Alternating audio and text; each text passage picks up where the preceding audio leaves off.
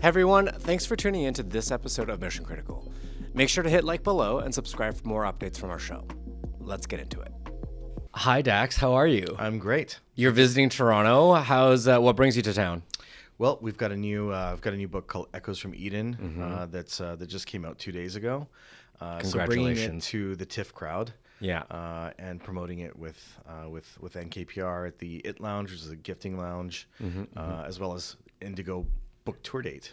That happened last night. Yeah. Do you feel like a rock star just like going on a book tour and like being able to spread the gospel of your book and everything? I mean, it's been really a lot of fun. I mean, we had an amazing crowd in LA, and then just an even better crowd here in Toronto with amazing questions, super engaged folks that just want to hear that things can still be done for the planet. So the book took, talks about a 2-year period from 2022 to 2024 when I stepped down as a Lightspeed CEO and became the chair and could kind of pursue this dream of investing in conservation and then going on the ground to all these places and putting my life at risk. No kidding. In the Amazon to start with, and then every other crazy place after. And it's just, I'm so glad Eric and I wrote this book because it's just a time capsule of something that was a super special time. So it's fun to talk about. Okay, well, starting there actually, because that kind of like touched on a little preview of like everything that I wanted to talk to you about. When you talk about like life and death scenarios, what is your approach to being outside of your comfort zone, and how is that reflected in your endeavors when it comes to writing your books and your personal missions, but also your business? Yeah, so I've learned a lot about my leadership style and also just being a leader at Lightspeed. Now that I'm back, it's my favorite period ever at Lightspeed, where we have a lot of work to do, but being able to do this for 2 years, the conservation piece, and just actually be on the ground with what feel like startups. I've realized that the through line to everything that I really enjoy doing is that entrepreneurial spirit. Right. So whether it's helping the restaurants and retail businesses that Lightspeed supports, or being on the ground with these conservationists that are up against impossible odds, like a restaurant is when they open their doors. Yeah. It all has that same startup DNA, that kind of spirit. And of course we were a startup, at one point, and we're always doing startup-y things inside the company.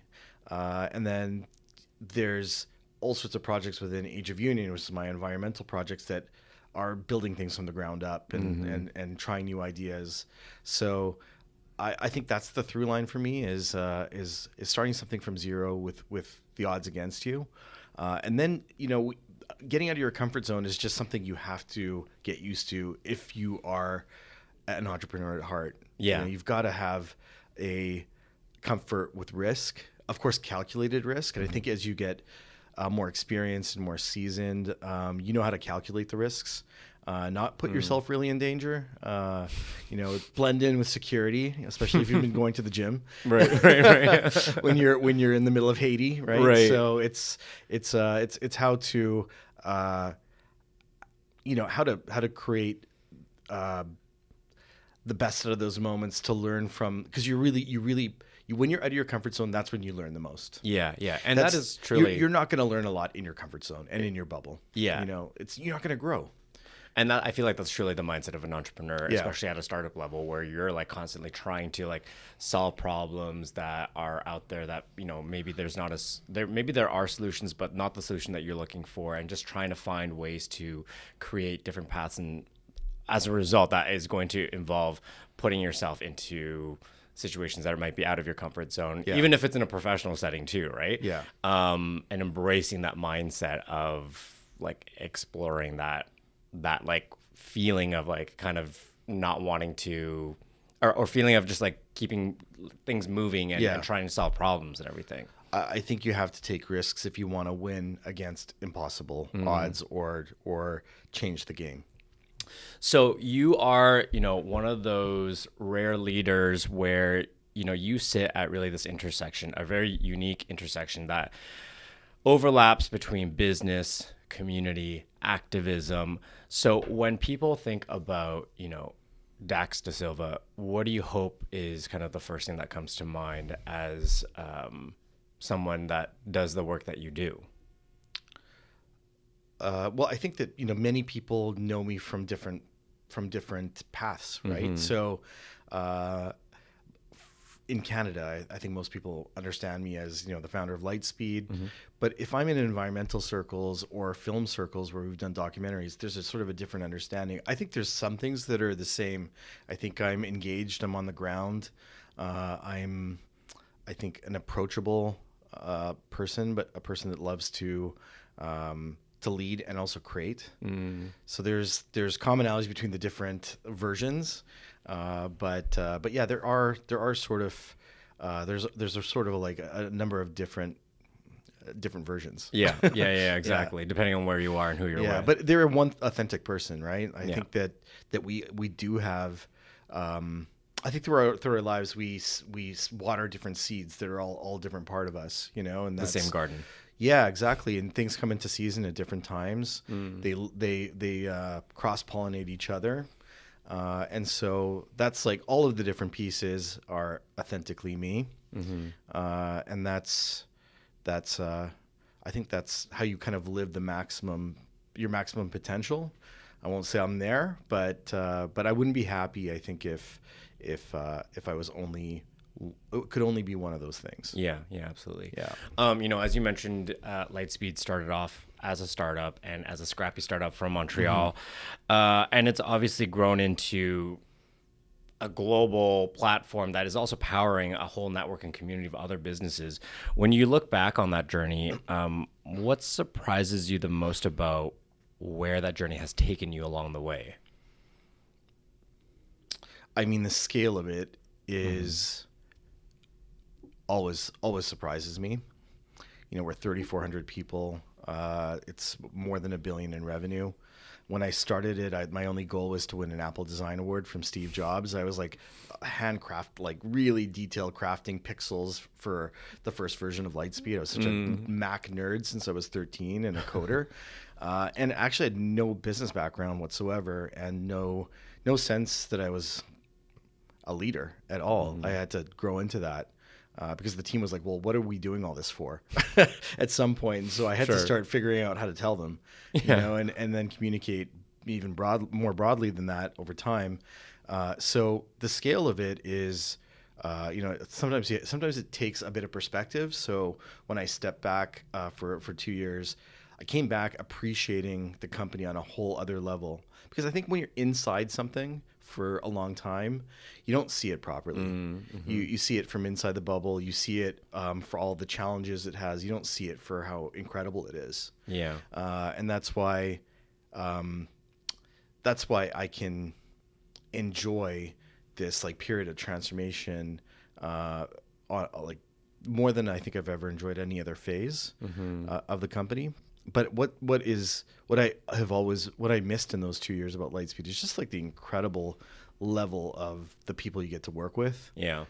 It's extremely stimulating, and so for somebody with an entrepreneurial spirit, you kind of never want to have a minute when you're bored, right? You always want to have something very meaty to tackle, and preferably a dozen things, that are worth tackling. And Lightspeed's got, no shortage of like really fascinating opportunities. Yeah, right? Always in motion. Yeah, always in motion. And I can only imagine also just the number of businesses and entrepreneurs that you're also powering, like the stories that are coming from there, not like externally from the company too. It's just the whole ecosystem. Well, that's the thing that we get to enjoy as Lightspeeders, that we actually started really celebrating as of our summit. Like we can go on the streets in North America and in Europe for restaurants.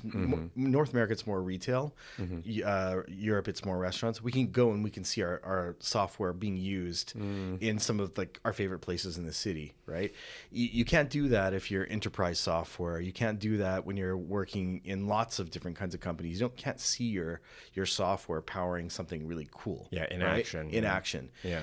And so we actually at our company summit we did like a Lightspeed company map. So if you're just on a street in Amsterdam, you can find all the Lightspeed customers on that street. You can go and spend your money there. Right. And you can feel a sense of pride, Yeah. right? About, okay, I worked on that, like, or I understand the workflow, or they're having a struggle and I can maybe plug them into something that could make them a better business and make us a better company by, maybe addressing something that we didn't know. Sure. And you can tangibly see the work that you've created actually, like people using the platform and everything too. Yeah, I mean, I think in a world where people are searching for the meaning of the things that they do and work on, we're lucky because we see how our software powers community businesses that may be up against big franchises. That have like enterprise software that's like cost millions of dollars. So we're kind of democratizing those kinds of tools, whether it's operations tools or AI tools or all of that. Like we bring it so that they have a competitive advantage. And you want those businesses to thrive. You don't want them all to be replaced by Starbucks and the big chains. I always talk about with my peers, like I feel like the sign of like a really healthy neighborhood and community and ecosystem is the number of like independent businesses that you see. And like it might not every single independent business will be your thing, but you can always be happy about the a new business that it's independent opening up in your neighborhood because it's just adding to the health of an ecosystem and neighborhood. And all that money goes back into the community and not into some foreign country, especially as we're thinking as Canadians about where our dollars end up going. Who does it end up helping? And then the other question that I get that's an interesting one is, okay, well, you're writing about conservation, which is, an environmental topic. Doesn't Lightspeed fuel consumerism? Well, I mean, if you're going to shop or you're going to eat out, you should eat at the businesses and shop at the businesses that are putting money back into the community that can make the sustainable local choices more so than the multinational chains. Right? We all have to consume, but those businesses have that consciousness, or they strive for it, or they're more connected to the local consideration, right? So that is for me, that's the connection. Like that's what I see in those locally owned businesses is that sensitivity and that likelihood, especially now that there's more patriotism in how businesses are stocking, where they get their ingredients or supplies. They're thinking about, okay, how does this help our country? And the discovery of like other independent businesses that are also part of that fabric too. Right. And part of that supply chain. You don't have to rely on overseas and everything like that too, right? Right. And also the more you do locally, the less it costs you in carbon. And also it's like we did a study at Lightspeed about something called value spending. And the younger you go in demographics, the more where people spend their money is aligned to some set of values, right? Well, and people are just asking more questions. They're asking more questions, Looking back on kind of everything that you've built in your career and your entrepreneurial journey, how has your perspective on entrepreneurship and leadership changed and evolved, if anything? Like, what do you think is the biggest difference between those first few years and now?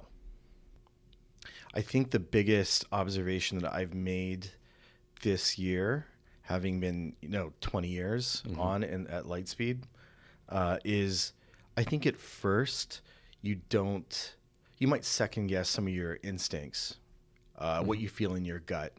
I think over time, as you do more, you trust those instincts more. You trust that wisdom that you build up from having seen a lot. And I think when you don't trust your gut, you get yourself into trouble. Has it gotten you into trouble? Yeah. Yeah. It definitely has. And I think that when you're true to your values and you act and decide on that truth, very rarely do you go in the wrong direction. When you compromise, and of course, as you're building a company, you make lots of different compromises because there's other stakeholders that want other things, and you say, I'm not going to fight that battle, or I'm not, that's important to them. I'll stay in my lane on that one. I don't think that's a good, if I look in retrospect, those are the compromises that we're now trying to correct. You know what I mean? Like that's that. So I think that's been the evolution. There's so many different evolutions that happen as a leader in 20 years, but that's the one where having come back with a very fresh perspective, not compromising on that one. You know? Yeah. We talked a little bit about this already, but how do you see small businesses really being kind of the source of really shaping culture in our community, and similarly, like how does something like a company like Lightspeed help to protect and empower that kind of role that small businesses play? Well, small business is local culture. It is local identity. It's it's the food. It's the brands that make a place unique. That make a city unique. If everything's the same everywhere, then no city is unique. There is no identity in a place. So that's what we do as a business, is we make sure that we fuel their ambitions, you know, with the technology, with the insights they need that can be competitive with these multinationals, you know, and these big chains. Otherwise, they don't have the means to compete. They don't have the means to be viable as businesses. And we know that those businesses make such a big difference in enriching a city and enriching a culture. What do you find is the biggest pain point that businesses are facing right now? What's the feedback that you're getting? Well, I mean, there's the things that are immediately challenges, things like supply chain, things like inflation. You know, post COVID, there's a lack of staffing. There's all kinds of things that are sort of very 2025 or 2024 in terms of their, you know, in terms of the moment. But if you look big picture of what's happened to retail and hospitality over the last 20 years, today, if you think about like 20 years ago when Lightspeed started, if you were a retail business owner, you had to find a good location. And that was basically your marketing, right? You find a good location. If it's on the right street, people will walk in, you know, and then the only other trick you had to do is order the right stock, and make sure that there was enough. And that was about as much as you had to do, you know. Very similar with a restaurant. It was like location, and have an appealing offering. And if you got those two things right, you could probably have a good business. Right. Today you have to be an expert. Same person. Today you have to be an expert at an incredible guest experience that has amazing reviews that you have to manage. You have to be amazing on social media, right? On multiple platforms. You have to pretty much like a media platform, right? In and of yourself. And if you really want to be a great business, you have to be have a killer social media presence. Yeah. You have to have an online presence so that people can order from you, like on e-com. You have to have know how that works. You have to know how online marketing works. And then there's all sorts of logistical complexity to running all of those channels simultaneously. And it's orders of magnitude more difficult to have a business when those are sort of the baseline for what you need to have to be successful. You know, so, and I think I'm forgetting a few things, but business has become way more complicated for a small business owner. You have to wear a lot of hats where they wouldn't have even dreamed of those things, you know, 20 years ago. And now you have to be an expert in understanding analytics, understanding insights, understanding how AI fits into it, and you have to navigate a very difficult labor market where nobody wants to work, potentially in without a whole bunch of different requirements. It's way harder to succeed, you know? So what kind of advice do you give to people with all that stacked up against them? Well, the only way you can rationalize that, and I think that's true of many industries that have gotten a lot more complicated. Think about how much more complicated it is to produce a TV show or a movie, given all of the expectations from the audience, you know, like polish, CGI, like it's become orders of magnitude more expensive. The only way to offset all of that is with technology. You have to have the technology has to race forward to take more things off your plate. So, that's like our mission is to make sure that they can, like a retail business owner can focus on the curation of their products, so that they can like understand like what is going to attract people. They got into, let's say, selling bikes because they're passionate about bikes. They're not passionate about inventory management or e-commerce or social media necessarily. If they could take that off their plate, then they can focus on, okay, what are the cool bike brands? Let's go to the trade shows. Let's find what's really hot. What are the profit makers? And same with the restaurants. Like if somebody got into hospitality because they're super passionate about Spanish food, they should be working on the next menu creation or the next cocktail creation or the next mocktail creation. That's popular now. So it's not about all of the management, right? So as much as technology can take that away from what's on their day-to-day, the more they can focus on where they can actually add value. And then, of course, the business owner can actually interact with their staff and interact with the people coming into their store or restaurant. Then you get another level of like loyalty to that place, right? You can really feel like the business owner's presence, and feel that passion of that business owner. But not if they're sitting behind. Nobody got into business to sit at the administration screen of Lightspeed. Right. They should be in their business. And if I think about some of my favorite restaurants or retail stores, it's truly the people that are the places where I feel like I can recognize the barista or the restaurant owner sitting at the bar and is like, welcomes you and remembers your order, or 100%. You walk into a store and there's someone from a retail standpoint, it's like, I know exactly what this person likes. It is like that sense of familiarity and hospitality, I guess, of being able to be on touch. And expertise for sure. I mean, why do you go into a retail store that's like that sells bikes? It's because you've got people that are passionate about it and are experts. And if they're building you a recycled bike out of multiple parts, like you're not gonna be able to figure that out online. You're gonna go in and it's gonna be an experience because it's also entertainment. Going into a restaurant, going into retail stores, it's also a social thing that you do for entertainment. It's a part of your thing that you can talk to your friends about. 100%. I want to circle back on kind of this culture and landscape around technology as well, because I think that it's a really interesting time for that. But before that, you're also obviously very passionate about realms that exist beyond Lightspeed as a business when it comes to activism, community stewardship. How do you see your activism as linked to what you've built with Lightspeed? How do they connect to each other and work in tandem with each other? I think for me, both Lightspeed and the Age of Union conservation projects and the related film projects, I mean, they all those parts inspire me, right? They inspire me as a leader. They refuel me as a leader.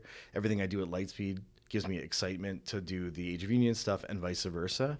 So that's a personal thing. I think I learn a lot from the entrepreneurial journeys on both sides, from the people that are working conservation or working in small business or working inside Lightspeed, and that cross-pollinates. And I think that I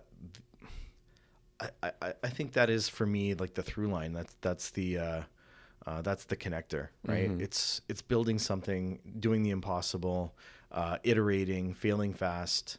That gets me excited.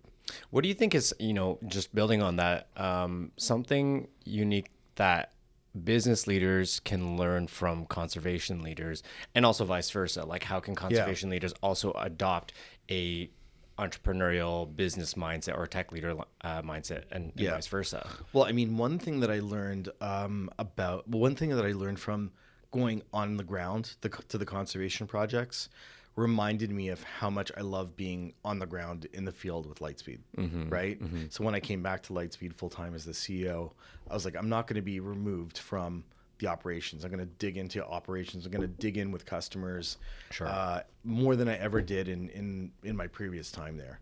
Because the value of it, what you can learn in a day or what you can learn in 2 weeks, elevates your game. Like, you can't talk about something without understanding it, but many business leaders do. and I've been at various points less understanding about an area that I had a lot of opinions about. Like I don't think that's, I think that can actually help. That can help you waste a lot of time potentially. Not help you waste a lot of time. That can waste you time. Yeah. It can waste you cycles. It can cost you in terms of your business. Right. So right. I think the more time you spend on the ground in the field to get a true understanding, the quicker you can come to the right and pointed and effective and exciting solutions. Yeah, go down to the ground floor and just see what's really happening in there. And that I think is like really exemplified well in what the grassroots conservationists are doing. They live it, and what you can experience with nature is that when you work with nature, it's always something that exceeds your expectations. And I think that when you are on the ground and you work deep in a company and in the operations and with customers, you build something that is just way more competitive, way more aligned with need. And that's when businesses really start succeeding. It's like when you stop listening to customers, when you stop listening to your people, is when you start to go way off track. Yeah. Right. Yeah. So they're very similar. I think being on the ground is important. And that persistence, that dedication, like I find that common in terms of like what people do when they're up against great odds in conservation and in business. Yeah, the parallels between the Yeah. two.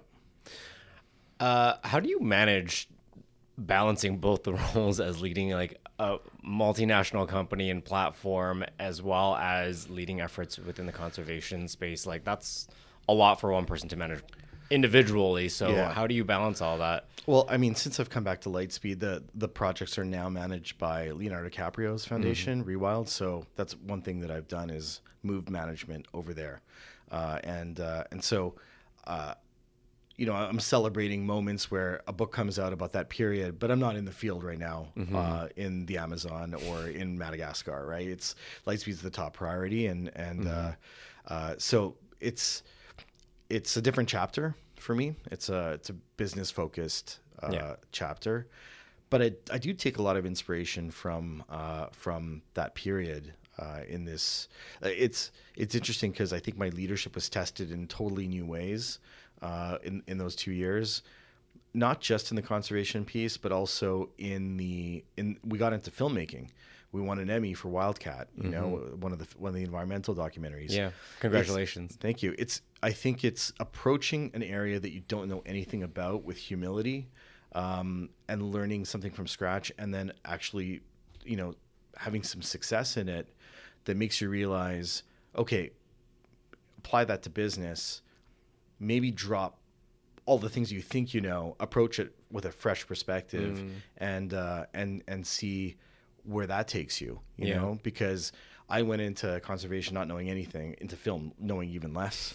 And then by the end, my goal was to work with Dr. Jane Goodall, who wrote the foreword to the book and who I've traveled to the Amazon and Africa with. Major. And then working with Leonardo DiCaprio, and we're doing 2 films together, and now he's managing all my projects. So that's like, I managed to make a lot of progress in 2 years in those fields. It just makes me excited to be able to do things with a fresh perspective at the company. Yeah. Not do things the way we always did things at the company. Like maybe take a fresh look at all of the opportunities. It's a perfect match for what we're doing right now at Lightspeed, which is a transformation. Yeah. Going back to my previous note around just this landscape and dialogue around technology in the business community, obviously artificial intelligence is like a huge discussion happening and changing every day. And, small businesses can wield AI as well as large businesses in a way that can be an absolute game changer. But there's also the other side of the same coin. Do you think about, given your work in conservation and everything, do you think about kind of the environmental cost of AI's kind of growing influence, around like data centers, energy use, water, and how we can reconcile its benefits with its footprint that it's making on the community?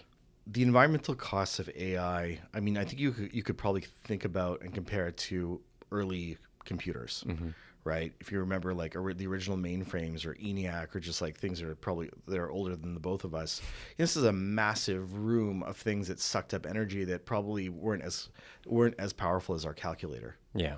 You know, so if you think about, we could have had equivalent complaints about that, but would we be here today with an iPhone that that's probably the equivalent of 1 trillion of those, if we hadn't gone through a period where we got more and more efficient rapidly, right, and micronized everything, right? Yeah. So I think that there needs to be a journey. Like, can people have a higher consciousness about making that a goal? I think so, because I don't think that doesn't seem to be the priority of making it energy efficient, other than it costs a lot of money. So it will, if it's going to be a viable business model, it has to have lower energy costs, lower water costs by default. Water, yeah, especially when you consider like the communities that the water is being none of that's utilized fair, for too. Yeah, right? yeah, exactly. Yeah. It is a really interesting conversation that's happening around this, and everything is moving so quickly. Yeah. Because of the speed of technology. But I'd like to look back in 10 years and see how long it sucked up a ton of water or used a lot of energy. Yeah. Was that a year or 2 years before we figured out how to make it a lot more cost efficient? Just because people are looking at the bottom line, not because they're environmentalists per se, but just because it's extremely costly to do what they're doing right now. Yeah. Yeah. You mentioned at the beginning of our chat just talking to people who feel like they want to make an impact but don't know how. And I think with the small business community, it's such a powerful community. I mean, it makes up the majority of the economy, but as individual businesses and as individuals leading our own businesses, even if it's a one-person team, it can feel like, especially in this world that we're in today, there are a lot of problems that feel just completely like even just abstract. Like it's hard to even quantify it or even figure out a starting point to figure out how to make a difference or an impact. So what would you say to other entrepreneurs who want to really integrate a sense of activism and impact into the DNA of their business and just don't know where to start because they're just so overwhelmed with everything, all the noise around them? I mean, there's really strong parallels there with conservation. I have a number of stories which I could share with you about how activism from ordinary people got laws changed. We did a film that had only 2 screenings. It's a short film, YouTube film, our second short film about dolphins dying on the coast of France. We didn't even know how to make a film. We did a short documentary and a documentation of Sea Shepherd France's campaign. So big trawlers were coming from Europe and Asia, sucking up all the fish along the French coast. Dolphins would go closer to the coast and get caught in the French fishing fleet, which never happened before, and were dying like 10,000 a year and would wash up. Sea Shepherd France took those. This is just a small group of people. Sea Shepherd France took those dolphin bodies to the foot of the Eiffel Tower, to the foot of the National Assembly. We released a film. We played it at the Grand Rex in Paris. It had only 1 screening, and then we screened it here at TIFF. And there was so much embarrassment in the part of the government that we got the law changed. Wow. Within 6 months. So it shows, and that was not a very, that was an effort, but it shows the power of individual action. It shows that when you make something a priority, or you embarrass the government, or you call upon business leaders, you can make things change. Yeah. And so can small businesses, but you need to have some organization, and you need to you need to know how to get the communications out there. And there is a lot of ways now, right? Yeah. Everybody's got their own channel. You can pick your channel. Yeah. It could be Instagram, it could be TikTok, it can be YouTube, it can be, there's no shortage of people having personal platforms. Yeah. So there's a lot that can be done. And I think it's just maybe people getting over a sense of powerlessness, and maybe reference a couple of examples of how people broke through the noise and made something happen. Yeah. I was talking to on a previous episode, Jonathan Van Ness from Queer Eye, and talking about a similar topic about, how do you try to implement change when it just feels like everything is there's so much chaos and things feel out of your control. And they were talking about how they referenced an example of like someone that they grew up with, had a huge influence. I think it was like a teacher or community leader, and without that person, they may not have been in a position that they are in today because that person was able to guide them. And I think the bigger picture, the bigger message is that like sometimes the biggest impact you can make is the one that is like within arm's reach, and you don't even know what kind of like ripple effect that can have afterwards. And that you don't have to try to tackle these huge problems, because sometimes just trying to like work with something that is within your grasp is the best way to start. And it's just it seems to be true when you think about a lot of change that has happened historically as well too, and things that grow into grassroots movements. Yeah. You don't like, for example, we did like a couple of book dates. There was a lot of people excited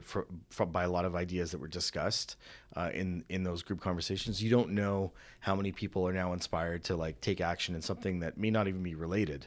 Like there's a lot of ripple effect, to the things you put out there that you'll never know. You'll never know the paths that people went on, and maybe it just accumulates with a couple things that they've heard on podcasts, plus they heard it from you, plus they, so there is that. But I think that there's also something to be said about standing up on something that needs immediate attention, and it can't wait for a ripple effect. Right. You have to act. Something has to start the ripple too. Something has to, yeah. Yeah. You've got a new book out, Echoes from Eden. Thank you for bringing this. It's beautiful. I was admiring the weight of this book. It is great. It's one of the first. I love a hefty book. Can you just tell me a little bit? I mean, we've touched on this in the interview, but can you tell me a little bit more about it and just kind of the core messages and really like what you hope people walk away from reading through it? So it documents the 2-year period, 2022 to 2024, where I invested $40 million to 10 conservation projects and then decided to go on the ground with all of them. And so having not done anything like any of that, it's a pretty big personal growth journey. It's the first chapter. It was like really well written in the Globe and Mail. And the first, as you're going into this story, Dax is like pushing his van out of ditches in the Amazon. Then he's like going down a river that's like surrounded by caimans. Then he's like sleeping under bats. Then he's like that's the first chapter, right? Yeah. So it's just like I read it and I'm like, wow, I'm surprised I'm still in one piece, because I can't even swim, right? So it's not really the person you'd volunteer, to do all that. So I think it is what I think is the core message of this is the book's not about me. Yeah, it's about my personal journey. It's about the heroes in the book. It's about these people that are. Yeah, there's a couple biologists, but there's a lot of ordinary individuals that decided I'm not going to let this forest fall if I can do something about it. I'm not going to let these species go extinct if I can fist fight on the beach to save these leatherback turtles that are being butchered as they're coming to lay eggs. Yeah. Like that there's whatever your personal mission is, whether it's starting a small business or whether it's like fighting for something in whatever community you're in, those stories of personal action and the power of the individual is like a core part of that book. It's also the core message. We have a lot of gloom and doom on the environment. Every one of those stories proves that this is not the time to give up. A lot can be done. Even destroyed environments can come back because nature is more powerful than we think. And when we work with nature and ally with nature, it can be restored faster than you believe.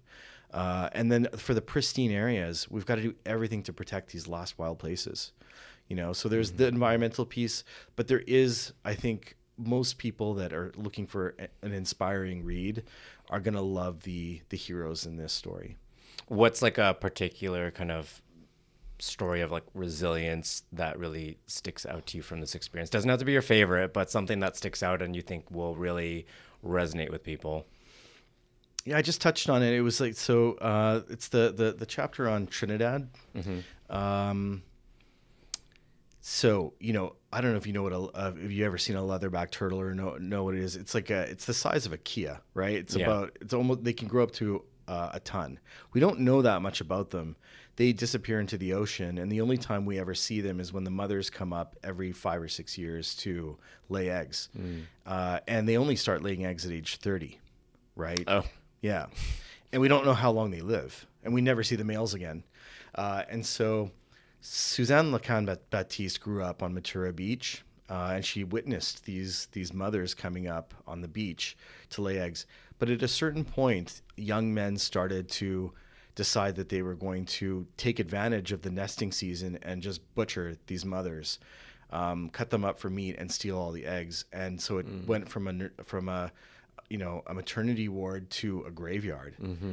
And she was like, this is not going to happen. And she fist fought these young men and fought for this area and forced the government to protect it. It was a very big battle, but you fast forward to today, and that whole community now is back to being a nursery, and the whole town and all of those young men are working to make sure that these turtles make it, and it's become an attraction for people that want to take tours and learn and watch these mothers on this incredible, in these incredible moments of, and so that's like one individual that is extraordinary, but not a scientist, Sure. And she's just changed the trajectory and has probably inspired so many young people and a lot of young women. Like, I mean, when we went down there with our group, we saw all these young women and girls watching and like thinking about their future of what they want to do. Dr. Jane Goodall wrote the foreword and the last chapter is our journey into the Amazon to meet Chief Juma Shapaya, and just learning and absorbing what she's learned about changing the world. And she went from a researcher that didn't have a biology degree to being a legend, that travels 300 days a year to spread a message that if she could reach one more person, and she just spoke in Toronto like 2 nights ago. Yeah. We had coffee the next day. Like, that is somebody who lives in absolute and pure service for planting seeds for something bigger than all of us. Yeah. Yeah. So there's so much inspiration to be taken from these folks, whether they're famous or not famous. It's for me, it's about them. I love that. I mean, you've had close encounters with gorillas, caimans, wild ecosystems, and you didn't know how to swim during that whole experience still too. Don't. What do you think those moments teach you about just like humanity's relationship with nature overall? We're disconnected. I think in our society, we have over time disconnected from we've become further and further from nature, but we've also disconnected from our communities, organized religion, maybe for some good reasons. Like, we've kind of disconnected from a lot of things as we've modernized, but now we find ourselves quite unanchored because we've disconnected from nature and we've disconnected from spirituality. Which is so ironic because we have so many means of connecting now more than ever, but also we are now more disconnected than ever as a result of that. And we're lonelier. Yeah. And we are more disconnected from things, as you say, than ever, right? And so how does one get reconnected to something that's bigger, that's nature, that's spiritual? I mean, the answer is that nature and spirituality are the same thing. It's the oneness and interconnectedness of things. And so if you're feeling unanchored, nature is a way back to feeling a part of that, a part of something bigger. And then fighting for nature is, I think, one of the highest callings, in my opinion, because your concern is not just for the immediate, because we're such an individualistic society. It's focusing on other creatures, the health of the planet, forests, waterways, all the things we rely on that we forget our dependence on, right? We just think that we're fine, right? Like that we can build cities and like we'll be fine. Well, the planet's dying around us, and there's cities running out of water. Yeah, and future generations and too. Things are on fire. Yeah, you know, things are Canada. One part of Canada is on fire at every point in the year now. If you did a time lapse of like all the fires around the world, this time period would look like the whole planet's on fire.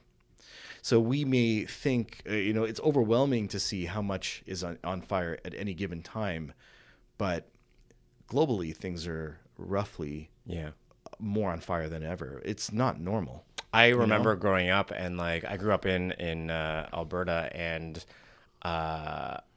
it's weird because now it feels like forest fire season is like an actual annual season that you just come to accept because it just happens every year. Whereas growing up, like it was not like that, and it was not every year that you would expect that. Right. And things change, yeah. But this isn't the time to get depressed about the environment. It's not the time to give up. Like I'm really skeptical when I hear that some like tech bro thinks that they're going to pull carbon out of the atmosphere with some machine when we know what works. Nature works, and actually the Canadian government's gotten wise to this. The way we do agriculture, the way we do forestry, the way we do a lot of things can be done to suck carbon out of the air. Right. There's just like, there's mangroves, like there's so many things that we could be doing that are nature based, and all the conservation as well. Right. All of this is the stuff that can buy us 5 to 10 years and reduce. I mean, forests create rain. Yeah. I mean, have we forgotten that? I don't think, maybe people don't know that. Yeah. Like I've been to parts of the Amazon that have been destroyed and the rain stops.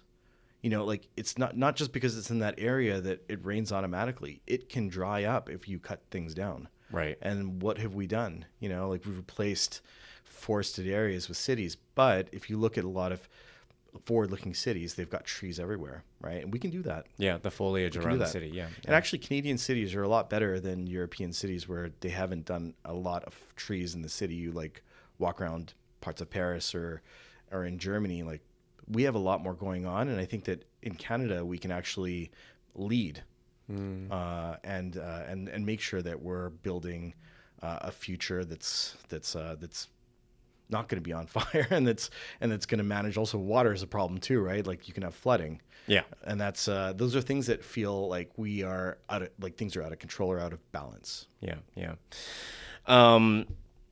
We've been talking about your leadership in business as well as in community stewardship from like an environmental and conservation standpoint, but you're also one of the few openly queer tech CEOs, especially when Lightspeed was founded.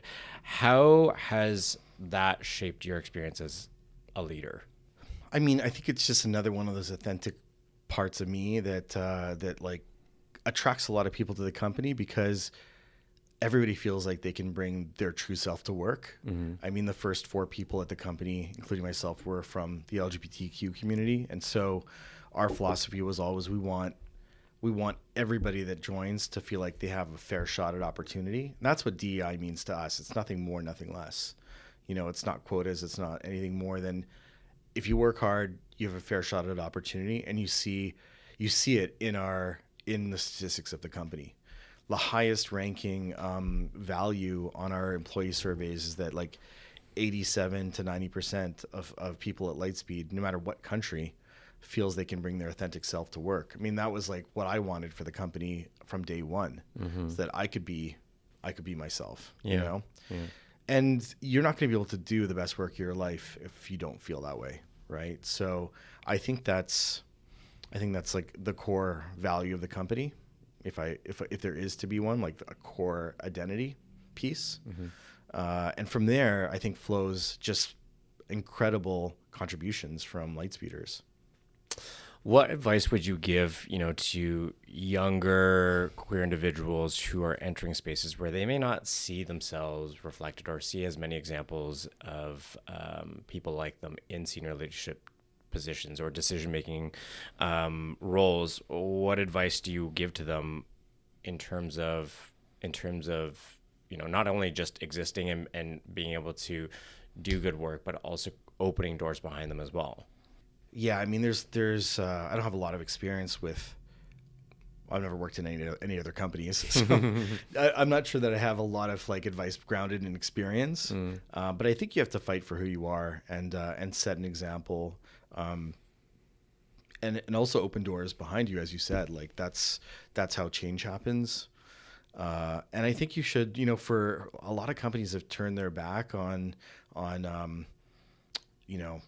since there's been a rightward swing down south, they've turned their back on DEI programs. They're no longer relevant. Well, I mean, the diversity in society hasn't changed, and that's still, that is still an important value for almost every demographic, especially the younger demographics. And so the world will change, and companies that don't value the beauty of our diversity are going to suffer. Like they won't attract the best people. They won't get the most creativity and genius out of their people. If they can't be authentic, then you're only hiring a part of the person. It's just it's those companies will have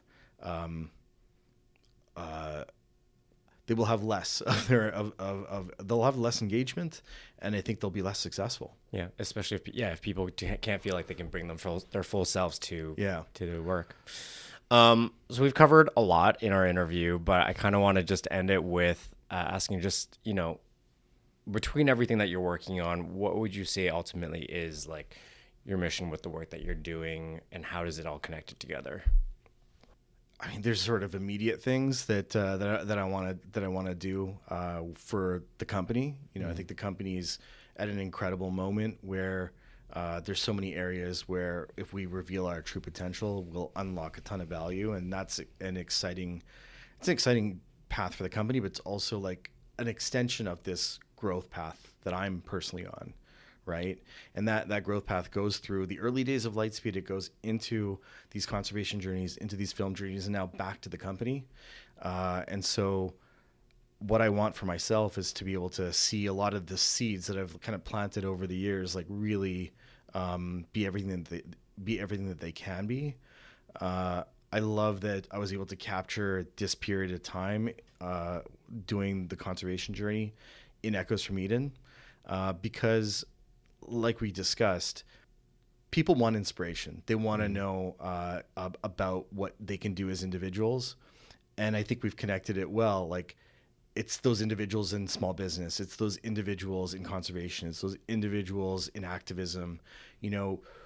That's what my personal mission is like, yes, it's the startup DNA, but it's like the power of the individual. It's the power of taking initiative and making things happen, right? Yeah.